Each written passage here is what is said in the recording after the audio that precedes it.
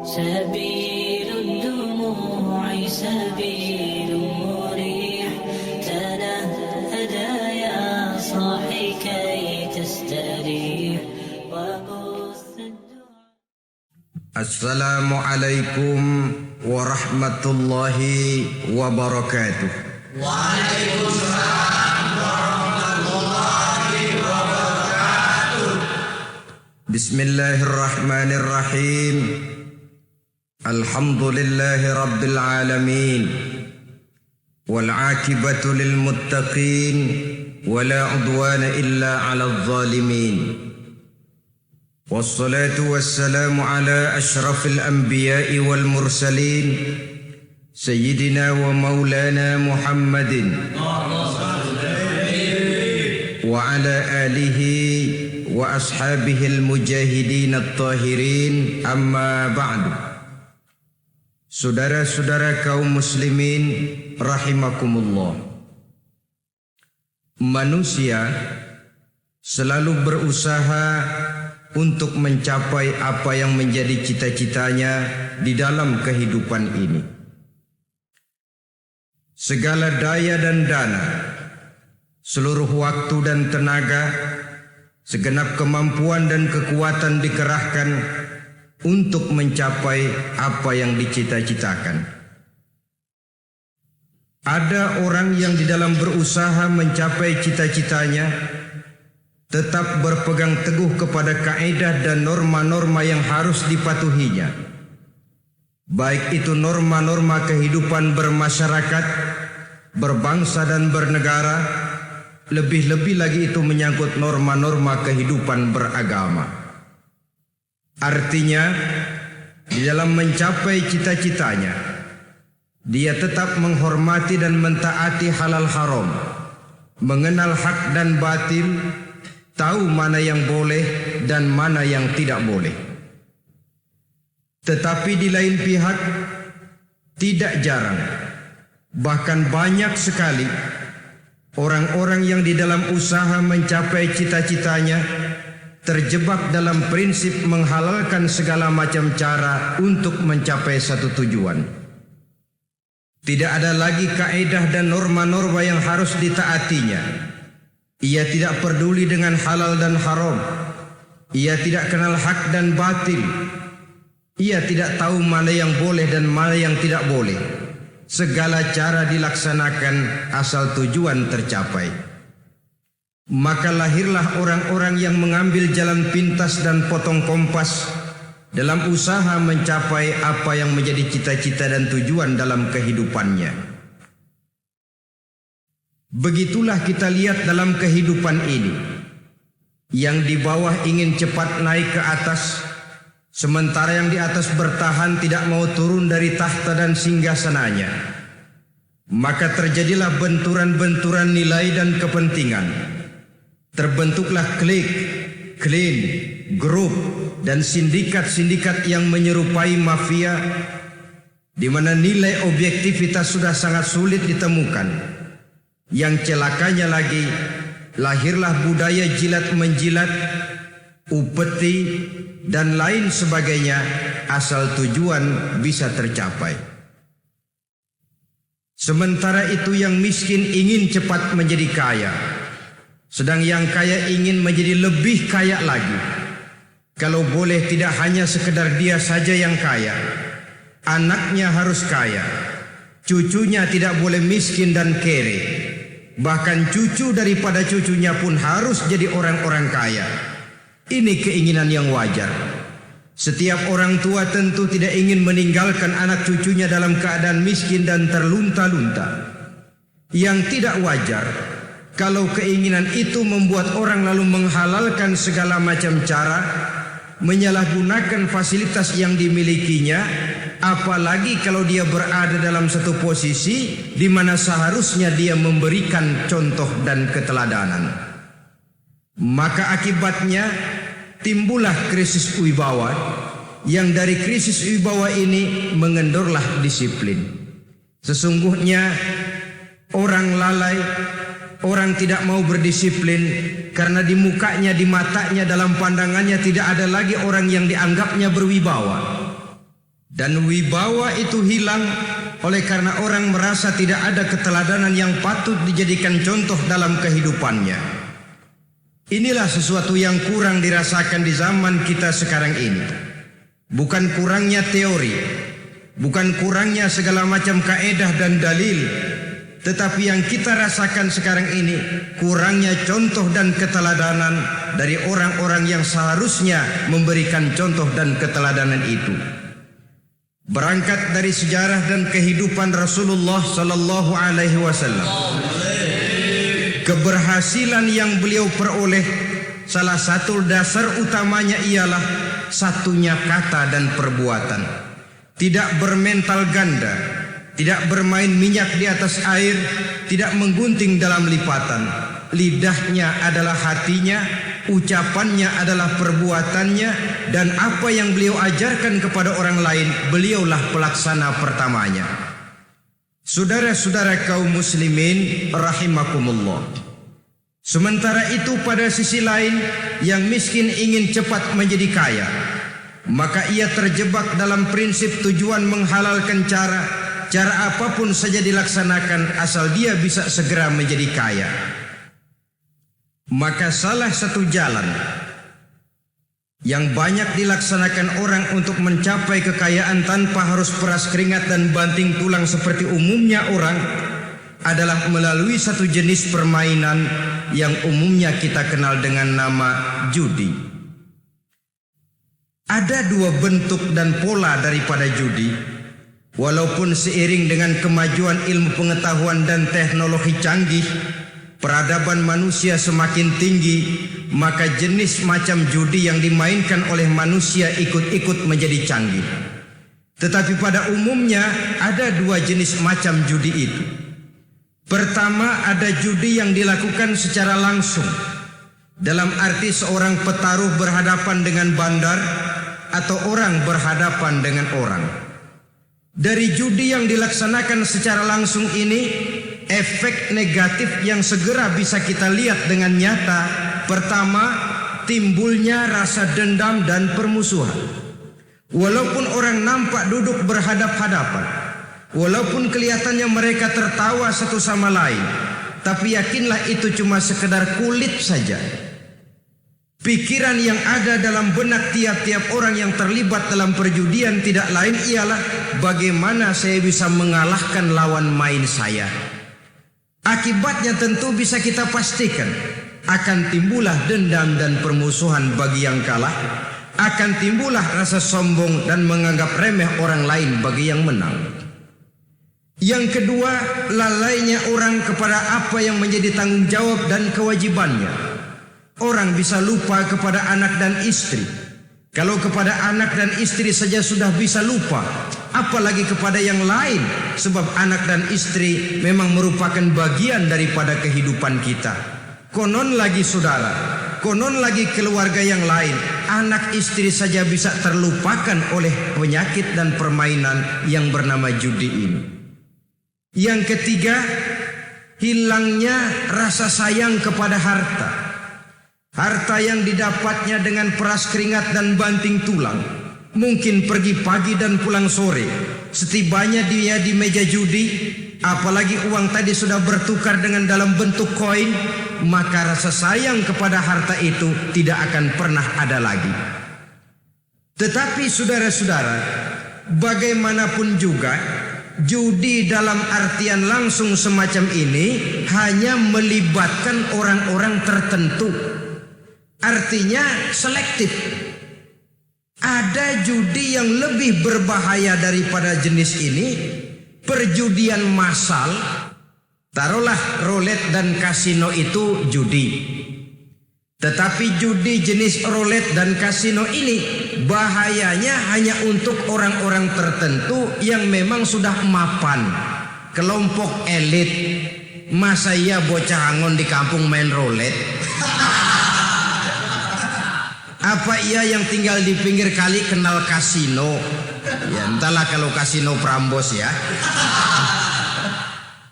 Dari judi massal semacam ini lahirlah penyakit yang dinamakan tulul amal. Tulul amal orang yang terlalu panjang angan-angan. Bukan tidak boleh orang bercita-cita, sebab cita-cita itu perlu. Katanya manusia tidak makan masih bisa hidup 1 bulan lebih. Manusia tidak minum masih bisa hidup 3 hari lebih. Tapi manusia tidak punya cita-cita 1 jam pun dia tidak akan bisa hidup. Karena faktor yang membuat kita bergairah menghadapi kehidupan, faktor yang mendorong kita untuk tetap berusaha dan tegar menghadapi resiko, karena adanya cita-cita di dalam kehidupan kita. Tetapi cita-cita tanpa direalisir dengan usaha, cita-cita yang tidak berangkat dari kemampuan yang ada, pada akhirnya hanya akan merupakan cita-cita yang mengawang, tidak akan terwujud dalam kenyataan, dan akan membentuk manusia menjadi orang yang tulul amal, panjang angan-angan, terlalu muluk keinginan, tidak berangkat dari kemampuan dan kesanggupan yang ada pada dirinya sendiri. Maka penyakit inilah yang telah menghasilkan dan melahirkan penghayal-penghayal kelas berat, tukang-tukang ngelamun kelas tinggi yang hidup di angkasa luar. Dan sejarah belum pernah mencatat ada orang menjadi kaya karena judi, itu belum pernah. Saudara lihat saja orang kaya yang namanya Adnan Khashoggi, orang kaya yang namanya Henry Ford, orang kaya yang namanya Aristotle Onassis, orang kaya yang namanya David Rockefeller. Itu seluruhnya menjadi kaya bukan karena mereka terlibat dalam perjudian, tapi karena kerja keras, peras keringat, banting tulang. Dan itu dimulai sejak mereka masih remaja. Sehingga memang ada pepatah, ini baik sekali saya kira.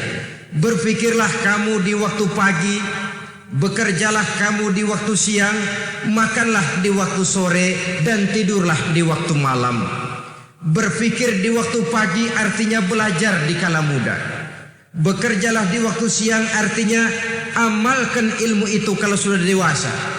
Makanlah di waktu sore, hari tua nanti tinggal menikmati hasilnya. Tidurlah di waktu malam, maksudnya kalau mati, matilah dengan tenang. Logikanya berkaitan. Kalau pagi kita tidak mau berpikir, nanti siang kita tidak akan bisa bekerja. Kalau siang kita tidak mau bekerja, nanti sore makan apa? Kalau sore kita tidak makan, alamat malam tidak bisa tidur. Itu logika. Kalau di kala remaja dan muda kita hanya santai saja, maka hari dewasa kita akan menghadapi hidup ini dengan penuh kebingungan.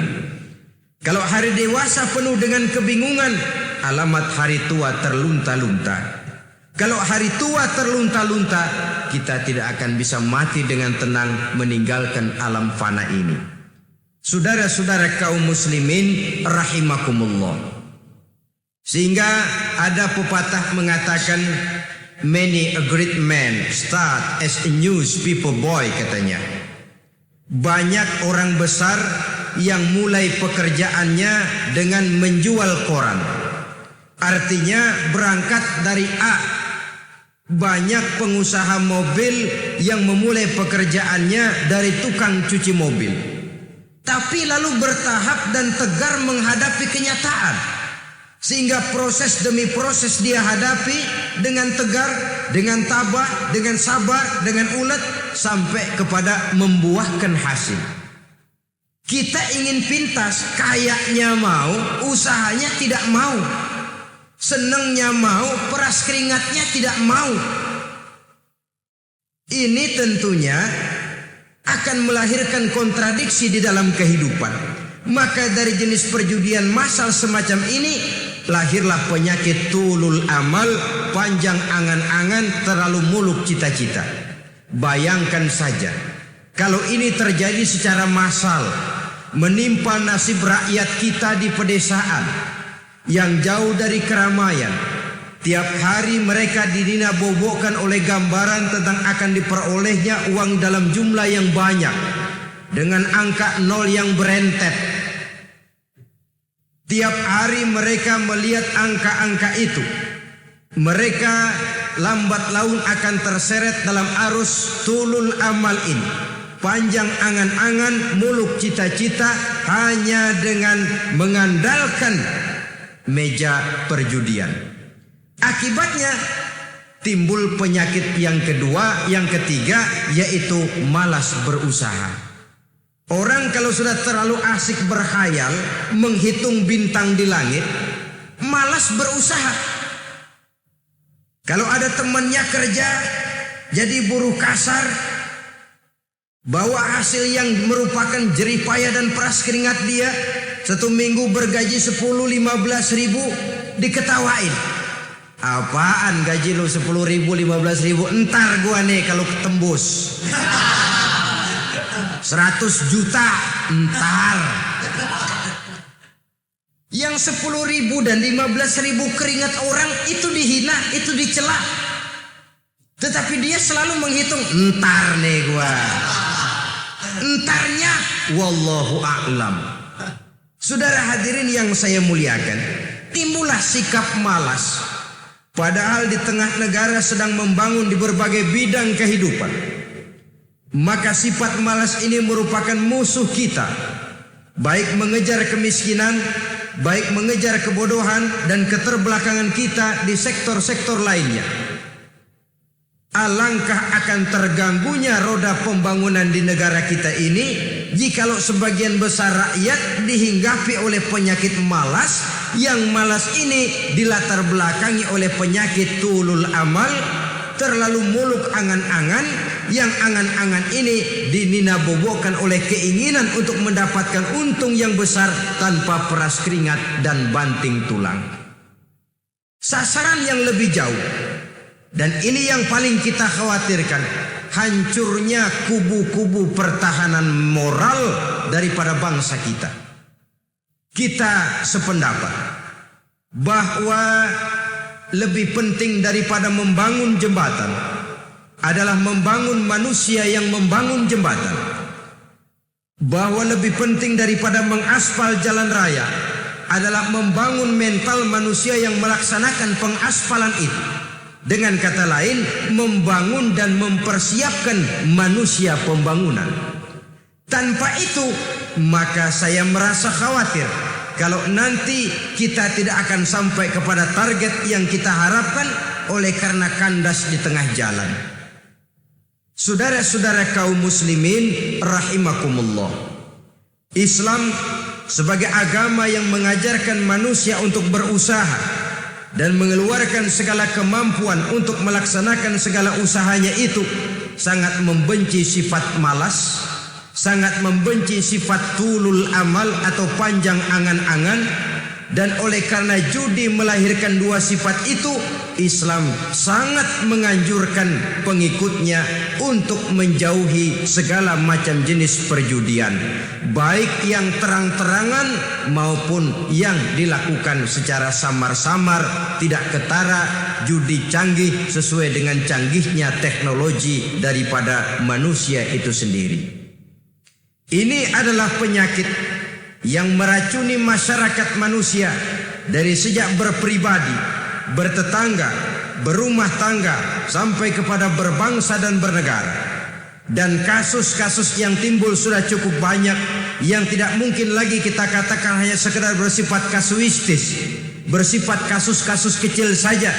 Sebelum riaknya naik ke permukaan, marilah kita membuat benteng untuk masing-masing pribadi muslim memelihara dan menjaga diri, jangan terseret dalam permainan yang bernama judi, apapun bentuknya, bagaimanapun cara dan ragamnya. Karena jelas bahayanya lebih besar daripada manfaatnya. Taruhlah kita barangkali kemarin-marin hanyut dalam arus perjudian, tetapi hendaknya kita bisa mengambil pelajaran bahwa seorang mukmin adalah seorang yang apabila dia melakukan kesalahan, dia segera sadar, dijadikannya pelajaran untuk tidak diulanginya lagi pada masa-masa yang akan datang. Dengan sikap semacam itu, kita tidak lagi akan mengulangi kesalahan-kesalahan lama, dan grafik kehidupan kita dari hari ke hari akan makin menunjukkan hal-hal yang baik dan positif adanya. Saudara-saudara kaum muslimin rahimakumullah. Kalau ABRI masuk desa, rakyat beruntung. Kalau jaksa masuk desa, rakyat bahagia. Kalau koran masuk desa, rakyat ikut jadi cerdas. Tapi kalau judi masuk desa, rakyat kiamat. Pembangunan akan terbengkalai. Roda perekonomian akan lesu. Karena mestinya orang membelanjakan uang untuk sesuatu yang dia perlukan, akhirnya dia belanjakan untuk sesuatu yang dia tidak perlukan, karena gambaran, khayalan akan mendapat keuntungan yang jauh lebih besar lagi. Padahal istilah orang-orang tua kita dulu, lebih baik makan singkong betulan daripada makan roti ngimpi. Artinya uang yang 1.000-2.000 rupiah itu lebih baik dibelikan beras, dimasak, makan bersama anak dan istri, terasa nikmat dan halalnya, ketimbang beli kertas lalu ngelamun, menghayal, menghitung yang bukan-bukan. Itu kertas dibolak madep ulon, dibolak madep mudik, diputar sana, diputar sini, akhirnya palaknya ikut muter. Kira-kira apa yang cocok? Masih belum puas kertas dilihat, orang gila ditanyain. Sudah tahu waras, orang gila yang ditanya. Masih belum puas nanya orang gila, tidur di kuburan. Allahu Akbar. Padahal di rumahnya tempat tidurnya empuk, anget, nggak ada nyamuk. Kuburan, tidur di kuburan. Dampak-dampak negatif yang semacam ini pada gilirannya mau atau tidak mau akan menyeberang kepada garis akidah, membahayakan dan mengancam nilai-nilai tauhid yang kita miliki. Sudah kertas dibolak-balik tidak puas, orang gila ditanya. Orang gila ditanya belum maram, tidur di kuburan. Barangkali ada bisikan. Saudara hadirin yang saya muliakan, memang walaupun wahyu sudah berhenti, tapi Allah masih memberikan ilham kepada hamba-hambanya yang dikehendakinya. Tetapi ilham itu bentuknya positif. Kalau saudara pagi-pagi berniat, tahu-tahu datang pikiran nanti malam mau ngaji, itu namanya ilham. Kalau saudara sedang merenung, tahu-tahu datang pikiran, saya mau sedekah, itu namanya ilham, bentuknya positif. Tapi kalau ngelamun, tahu-tahu datang pikiran nomor sekian pasang, itu bukan ilham, itu belis. Saudara hadirin yang saya muliakan, tidak puas tidur di kuburan, cari yang lebih paten lagi, dukun ditanya. Nah, saya ingin menuduhkan persoalan. Apa tidak boleh orang ziarah kubur? Apa tidak boleh orang pergi ke dukun? Ini dalam kaitannya dengan judi, karena ini penyakit yang sudah merajalela, mewabah di kalangan masyarakat kita di lapisan yang bawah ini. Saudara hadirin yang saya muliakan, ziarah kubur bukan saja boleh, malah dianjurkan oleh Nabi.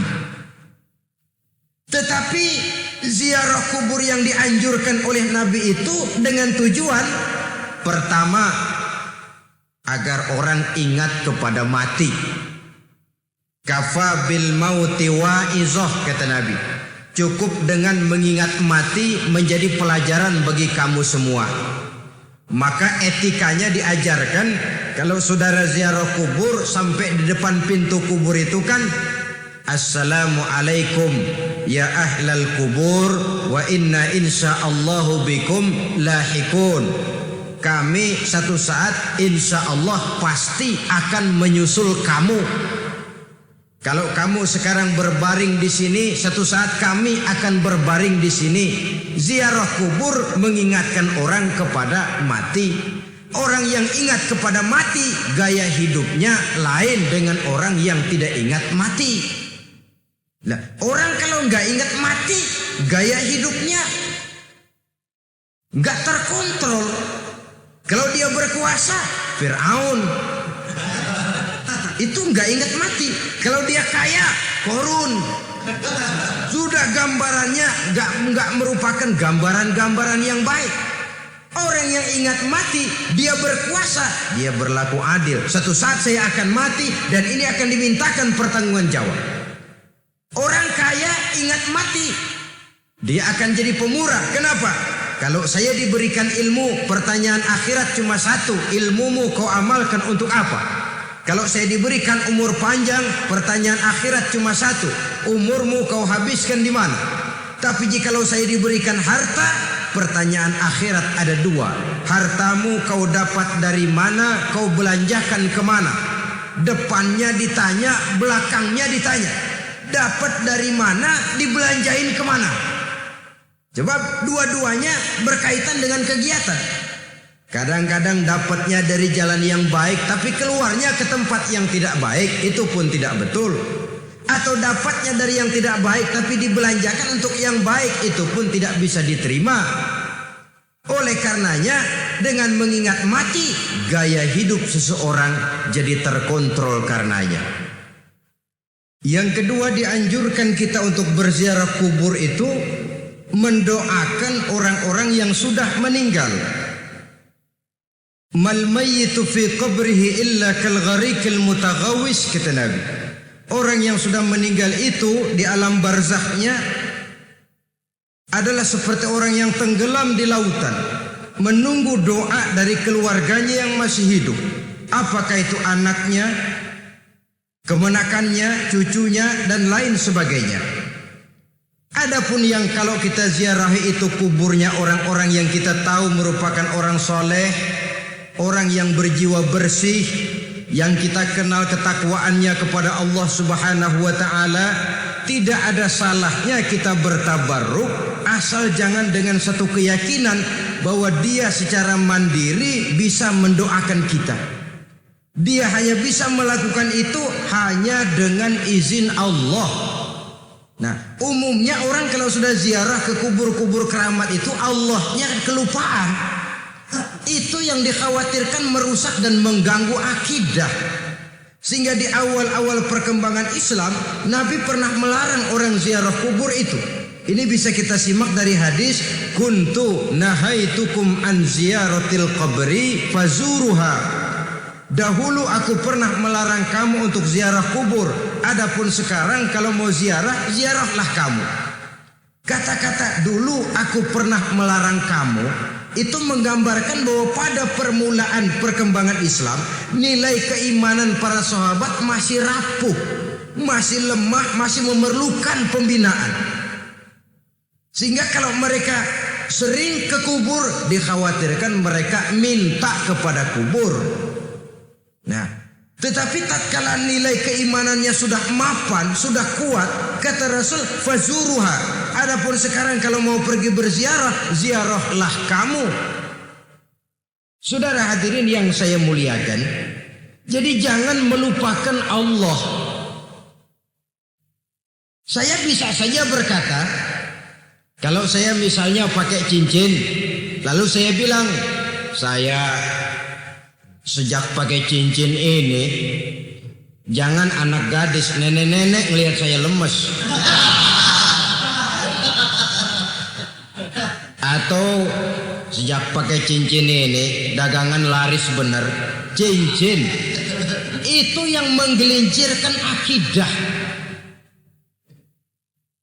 Untuk tidak tergelincir, orang harus tidak melupakan Allah. Dia bisa berkata, alhamdulillah, Allah memberikan keistimewaan kepada batu cincin saya. Batu cincinnya tidak apa-apa, Allah yang memberikan keistimewaan. Ini dalam bentuk yang langsung, dalam bentuk yang tidak langsung kita bisa lihat misalnya, kalau petani ditanya, oh ini bisa panen besar ini rahasianya apa? Pak, oh pupuk urea, pupuk urea. Nah, Allah nomor 16.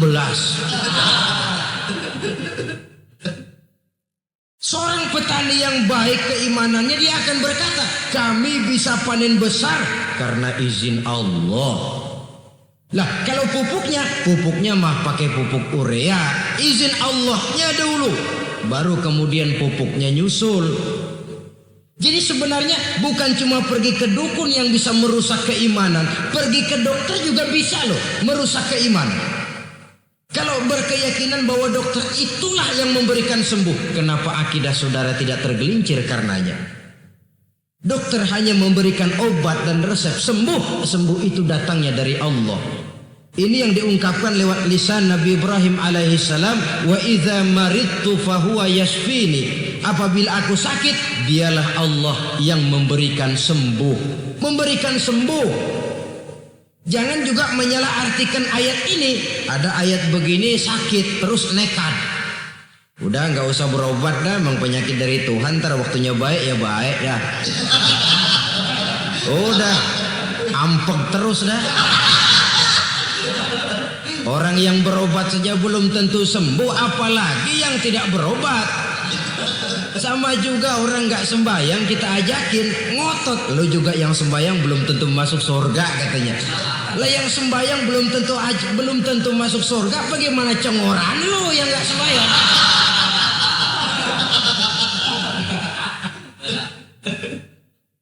Saudara hadirin yang saya muliakan, kaum muslimin yang berbahagia.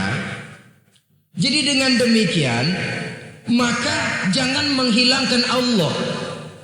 Kita, ajaran pokok dalam Islam adalah ajaran tentang tauhid. Nah, tauhid ini menyangkut mengesahkan Allah, baik di dalam zatnya, baik di dalam sifatnya, baik di dalam perbuatannya, baik di dalam beribadah kepadanya. Tauhid dalam ibadah itu ada. Tauhid dalam zat artinya zat Allah itu tidak tersusun, tidak terdiri dari bagian-bagian yang bisa dipecah-pecah. Ya seperti kita ini kan ada kepala, ada kaki, ada tangan. Allah tidak tersusun zatnya dari bagian-bagian. Esa zatnya tidak bisa dibagi-bagi. Esa sifatnya artinya Allah itu sifatnya tidak pernah berubah. Sejak dahulu sampai sekarang Allah itu cinta kepada orang beriman yang melakukan kebaikan. Dan Allah benci kepada orang kufur yang melakukan kejahatan.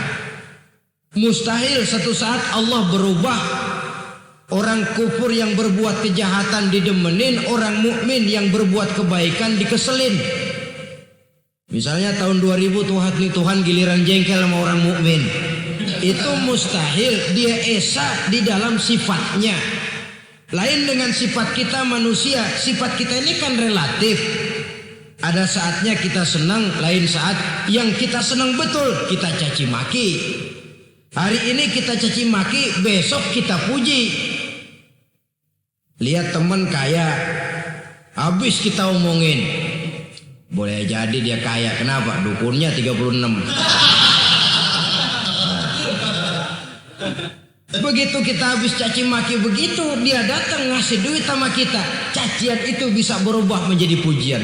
Lu ya emang bukan main dah. Sifat kita itu relatif, bisa terpengaruh oleh situasi dan kondisi. Saudara hadirin yang saya hormati, kaum muslimin yang berbahagia, Allah juga esa di dalam perbuatannya. Artinya di dalam menciptakan apapun yang akan diciptakan oleh Allah, di dalam melakukan apapun yang akan dilakukan oleh Allah, tidak terikat kepada faktor lain, tidak memerlukan bantuan lain. Dia adalah mutlak. Nah, kemudian kita mengesahkan Allah dalam zatnya, mengesahkan Allah dalam sifatnya, mengesahkan Allah dalam perbuatannya, belum tentu berarti kita mengesahkan Allah dalam ibadahnya. Sebab banyak orang yang yakin betul Allah itu esa, teguh dengan pendiriannya. Tuhan lu siapa? Allah. Allah bagaimana? Esa. Bagaimana kalau dua? Kagak. Tiga? Enggak. Mantap. Soal tahlil paten. Tapi dalam ibadah kadang-kadang dia tidak mentauhidkan Allah. Ini makna wa ma umiru illa liya'budullaha mukhlisin. Kami tidak memerintahkan kepadamu kecuali untuk beribadah kepadaku, kata Allah, dengan ikhlas. Beribadah kepada Allah dengan ikhlas itu artinya apa? Beribadah hanya untuk Allah saja.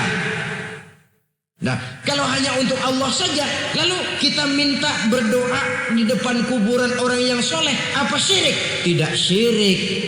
Kalau kita berkeyakinan bahwa orang tempat kita memanjatkan doa itu hanya bisa mendoakan kita dengan izin Allah.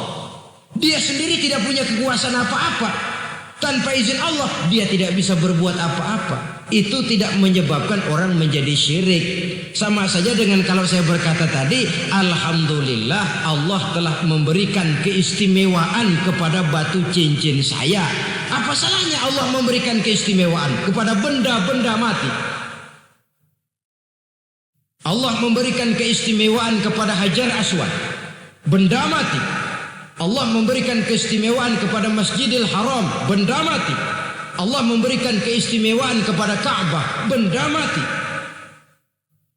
Orang tawaf keliling Ka'bah, sembahyang di Masjidil Haram, sujud menghadap kepada Ka'bah. Apakah jadi syirik? Tidak. Kita tidak menyembah Ka'bahnya, kita menyembah yang punya Ka'bah itu. Nah, di sini kita lihat bahwa fungsi Ka'bah hanya merupakan wasilah. Tapi kalau Allahnya kita hilangkan, jadilah kita penyembah batu. Hanya saja batu itu berbentuk 4 bernama Ka'bah. Sa'i, orang yang melaksanakan haji, lari-lari antara Safa dan Marwah, amalan apa itu? Seakan-akan kita menghormati bukit-bukit, gunung-gunung. Tapi bukan itu yang kita tuju dalam pelaksanaan sa'i itu. Yang kita tuju adalah ini perintah Allah. Allahnya yang diutamakan. Maka hal semacam ini tidak menyebabkan orang menjadi syirik dan tergelincir dari tauhid. Tapi kalau ziarah kubur dengan niat cari buntutan, cari nomor yang cocok, ini niatnya saja sudah salah. Nah, kalau berangkat dengan niat yang salah, sampai di sana saya yakin, seyakin-yakinnya amalannya pasti salah. Lah, kubur yang diziarahin bukan kubur orang soleh. Yang mana ada orang soleh ngasih kode buntut. Ada juga orang salah, bukan orang soleh itu. Kadang-kadang dia nggak tahu kuburan siapa, nongkrong aja di situ.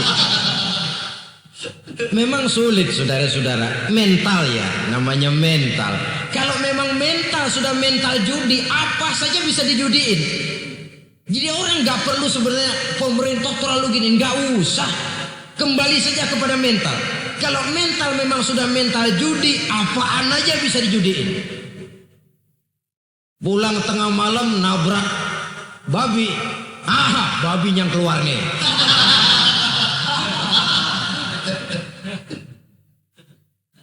Mobil lewat nomornya bisa dijudiin. Bajai lewat bajai bisa dijudiin. Mental. Kalau memang mental sudah mental judi, apapun saja bisa dijudikan. Saudara hadirin yang saya muliakan, lalu bagaimana dengan dukun? Ya, saudara hadirin, pergi ke dukun hakikatnya sama dengan pergi ke dokter. Orang berusaha melaksanakan yang namanya syariat, hakikatnya kembalikan kepada Allah. Syariatnya kita laksanakan. Tetapi, nah ini tetapi. Yang pertama, saudara harus tahu betul dukunnya itu. Bayang apa enggak? Agamanya kuat apa enggak? Sebab, ya tentu tidak ada dukun yang jelek. Karena pada umumnya, penyakit dukun itu kan nyohor. Iklan lewat koleha-kolehanya. Kita bisul kecil datang. Kata dukun, ini si kecil kemarin bisul kayak kelapa 5 menit baik. 5 menit padahal kemarin kagak ada yang datang. diolah sedemikian rupa supaya orang mantap. Jadi jangan asal sembarangan. Kadang-kadang lihat potongan dukunnya aja kita ngeri. Mukanya sudah kremot, nggak pernah tersentuh air wudhu. Jangankan air wudhu, mandi aja jarang. Yang kayak begini yang dipegang mati-matian, yang dipercayai habis-habisan, akan kita kemanakan tauhid kita ini? Apalagi kalau perginya sudah dengan niat mencari nomor yang jitu.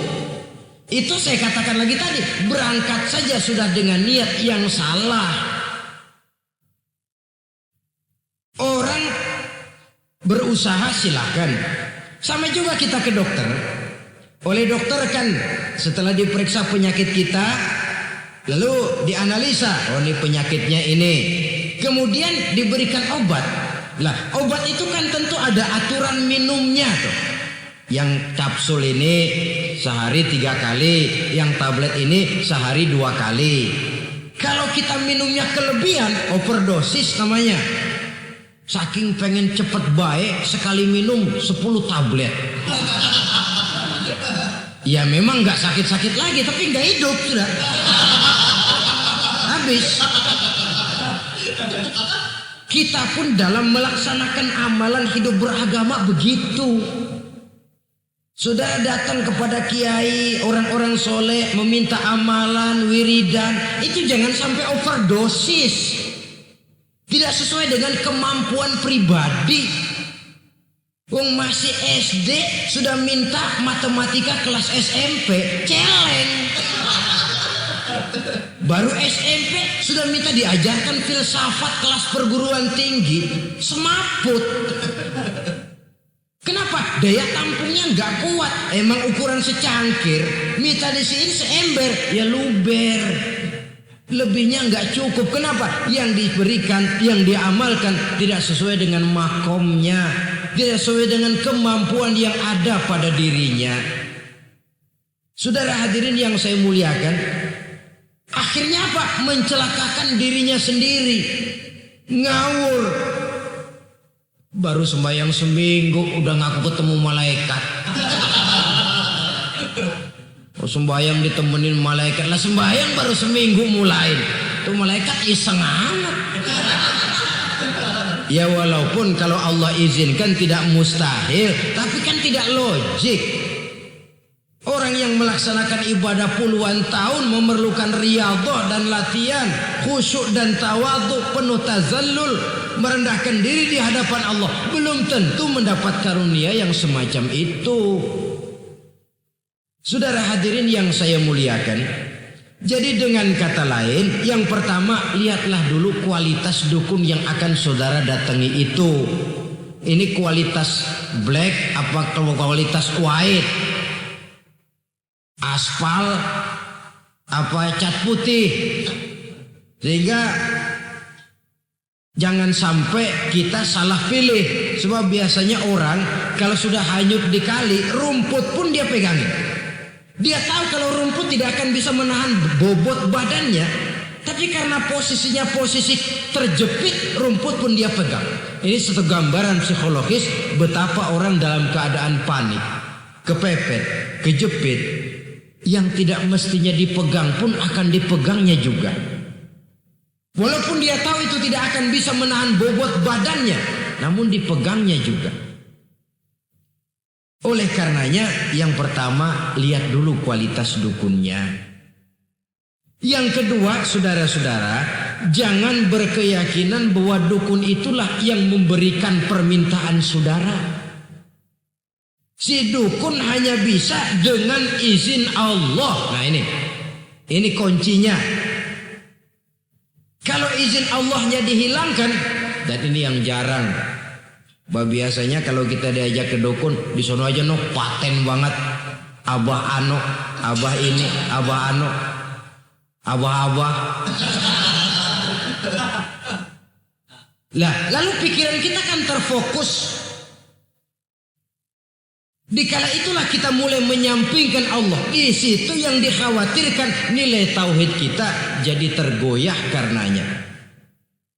Bahwa orang yang kita datangi, yang kita kenal kesolehan dan ketakwaannya, hanya bisa memberikan pertolongan dengan izin Allah. Dengan izin Allah dia doakan kita dan doanya kabul. Dengan izin Allah dia penuhi hajat kita dan hajat kita jadi terlaksana, jadi kenyataan dengan izin Allah. Sebab Allah itu memberikan keistimewaan. Ada waktu istimewa, ada tempat istimewa, ada jam istimewa. Kenapa sih sedekah hari Jumat dengan sedekah hari Kamis pahalanya kok lebih besar hari Jumat? Karena itu waktu istimewa. Kenapa untuk sembahyang sunnah dianjurkan sepertiga malam yang terakhir? Karena itu waktu istimewa. Kenapa doa di multazam, di dekat Hajar Aswad, di Hijr Ismail, di Raudhah dikabulkan Allah? Karena itu tempat istimewa. Memang kadang-kadang ada orang berkata, kalau mau berdoa kenapa mesti di kuburan wali? Di rumah juga berdoa, Tuhan dengar. Betul, Tuhan dengar, bahkan tidak berdoa pun Allah tahu isi hati kita. Tapi soal dikabulkan atau tidak, itu hak Allah. Dan Allah memberikan fasilitas kepada tempat-tempat tertentu dan istimewa. Dan itu diajarkan oleh Nabi. Di Raudhah perbanyak doa. Kenapa? Itu tempat yang mustajabah. Artinya Allah memberikan keistimewaan kepada tempat-tempat tertentu. Dalam konteksnya dengan ini, makom para aulia, para wali, para ulama soleh, tidak ada salahnya kita berdoa di sana, bertawassul, bukan meminta kepada si kiai, bukan meminta kepada si ulama, bukan meminta kepada si wali, meminta kepada Allah melalui tempat yang orangnya kita yakin dekat dengan Allah. Walaupun Allah tidak memerlukan perantara, itu jelas. Allah tidak memerlukan calo, memang. Tapi Allah menyediakan waktu dan tempat-tempat istimewa. Itu harus kita manfaatkan untuk mendekatkan diri dan berdoa kepadanya. Saudara-saudara kaum muslimin rahimakumullah. Saya kembali dalam konteksnya dengan dukun yang akhir-akhir ini jadi populer karena merajalelanya judi sampai kepada desa-desa.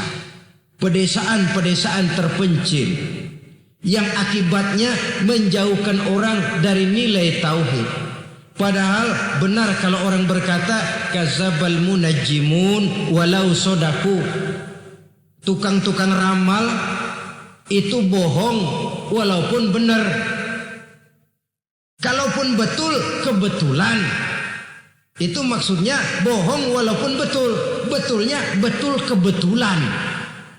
Maka para remaja itu biasanya gemar kepada membaca bintang Anda minggu ini, kan begitu toh? Nah, apa Aries, apa Virgo, apa Leo dan sebagainya, dan itu memang menarik untuk dibaca. Rezeki sebelah kulon,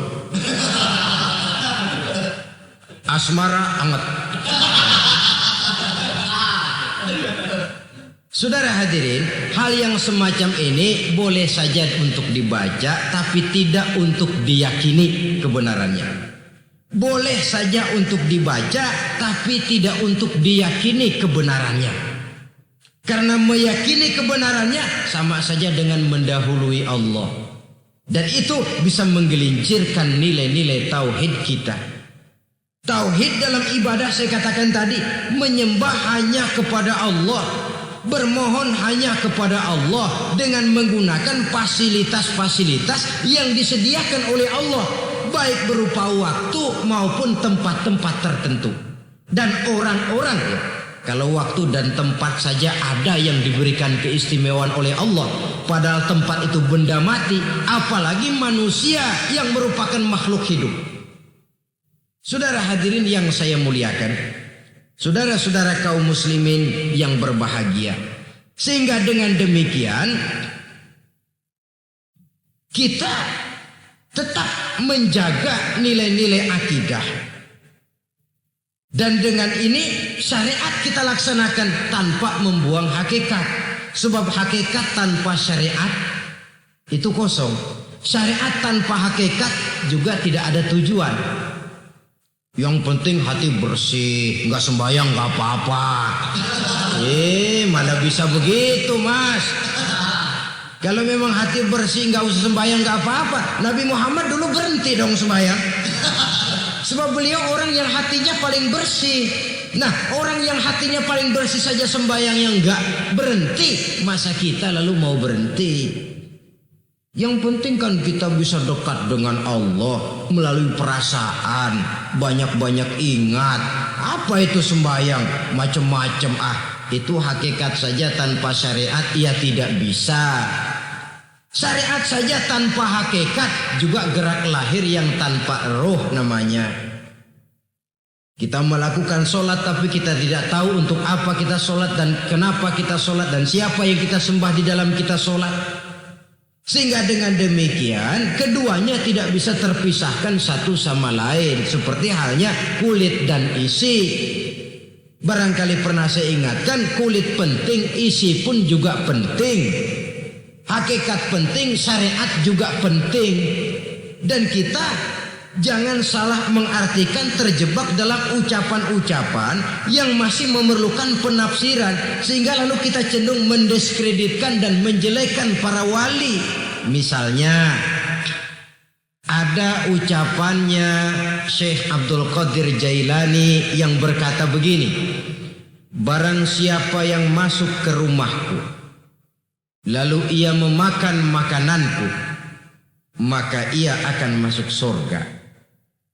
Ini kalau ucapan ini dipahami secara apa adanya, ya jelas orang bisa tergelincir. Tapi kalau ditafsirkan secara betul, siapa yang masuk ke dalam rumahku? Di mana rumah Syekh Abdul Qadir? Di mana umumnya rumah para wali? Di masjid. Jadi siapa yang masuk ke dalam rumahku? Masjid. Lah kalau sudah di dalam masjid, makanannya apa? Getuk. Tentu saja tidak. Kalau sudah di masjid itu ya makanannya ya wirid, zikir, tahajud, baca Quran, paling kurang iktikaf. Jadi siapa yang masuk ke masjid lalu dia sujud, wirid, zikir, ya jelas saja surga. Jangan membaca ucapan ini lantas rame-rame nyari bekas rumah Syekh Abdul Qadir. Rame-rame masuk ya rumah kecil. Saudara hadirin, kita terlalu terpaku kepada materi ucapan dan melupakan filsafat daripada ucapan itu sendiri. Dalam kondisi yang sedemikian sangat boleh jadi orang lalu tergelincir karenanya. Oleh karena itulah saudara-saudara, saya kembali kepada satu prinsip. Bahwa sebenarnya dengan tidak perlu menyalahkan pihak-pihak lain, mari kita kembali kepada sikap mental kita sebagai muslim. Kalau mental memang sudah mental penjudi, apapun bisa dijudikan. Tapi kalau mental itu tidak ada, walaupun di kiri kanan dan depan belakang banyak dibuka tempat-tempat perjudian, saya yakin kita akan mampu menahan dan menjaga diri. Sikap mental inilah yang memerlukan pembinaan dari kita semua. Sehingga dengan demikian kita akan menjadi pribadi-pribadi yang bisa bertahan dari segala gempuran-gempuran yang datang dari luar karena adanya prinsip ketahanan mental itu tadi. Sekali lagi saya ingatkan bahwa judi selamanya tidak akan pernah mendatangkan kebahagiaan. Judi tidak akan membuat orang menjadi kaya. Judi tidak akan membuat orang makin akrab berteman dan bersaudara.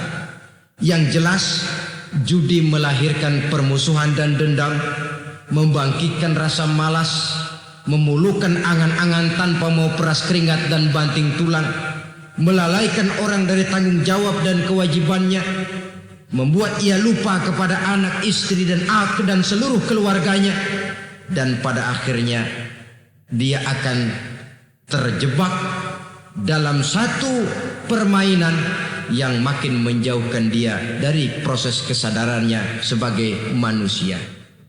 Sebagai uraian penutup, marilah kita renungi firman Allah dalam Al-Baqarah ayat 208. A'udzubillahi minasyaitonir rajim.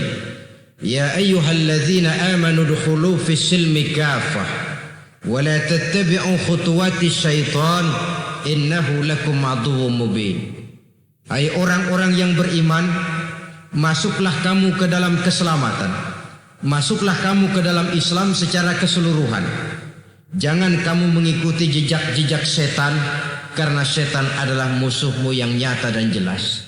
Judi termasuk jejak-jejak yang ditinggalkan oleh setan untuk diikuti oleh kita, agar kita mendapatkan kesengsaraan baik di dunia, lebih-lebih di akhirat nanti.